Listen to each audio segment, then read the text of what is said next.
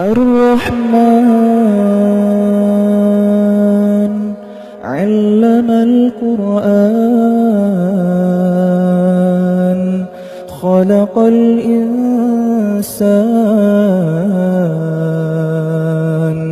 علمه البيان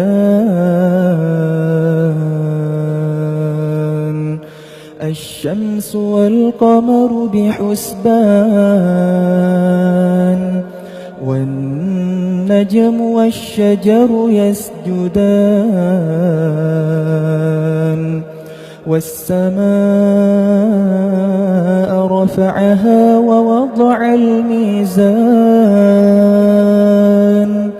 ألا تطغوا في الميزان